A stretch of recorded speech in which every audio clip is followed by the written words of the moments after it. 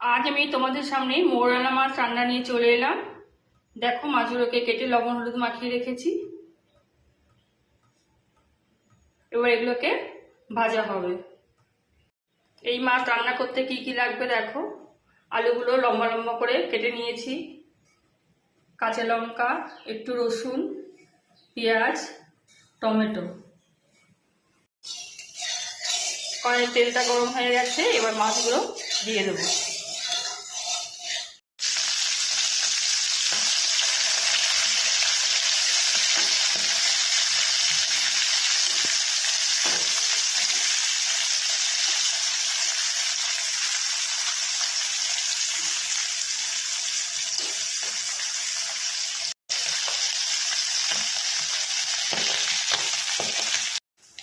মাছগুলো দেখো ভাজা হয়ে গেছে। এইভাবে বাকি মাছগুলোকেও ভেজে নেব।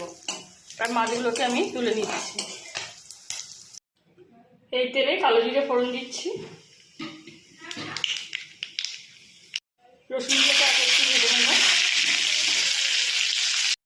আলুগুলো দিয়ে দিচ্ছি, কাঁচা লঙ্কা,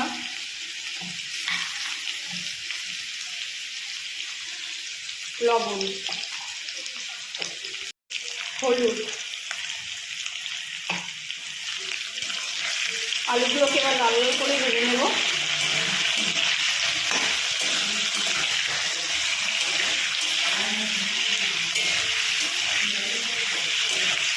একটু হালকা ভাজা হয়ে এলে কুচি করা পেঁয়াজটা এর মধ্যে দিয়ে দেবো। দেখো, হালকা আলুগুলো ভাজা হয়ে গেছে। এবার আমি পেঁয়াজটা আর টমেটোটা দিয়ে দেবো।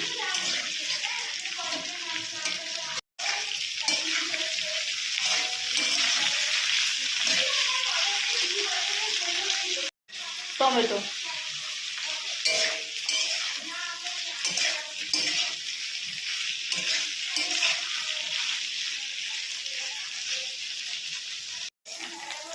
এবার আমি জল দিয়ে দেবো। এগুলো সব ভাজা হয়ে গেছে।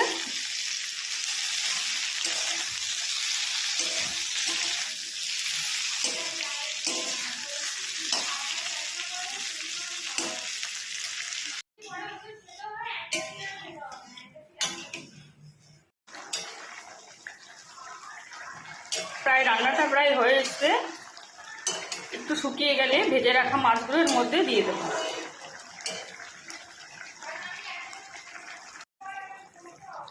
এবার আমি মাছগুলো দিয়ে দিচ্ছি।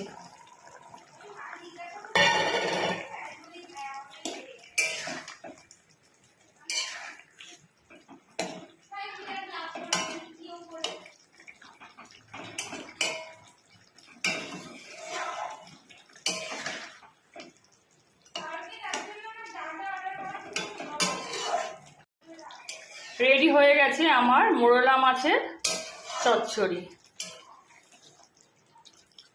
কেমন হয়েছে রান্নাটা আমাকে প্লিজ লাইক ও কমেন্টস করে জানাবে।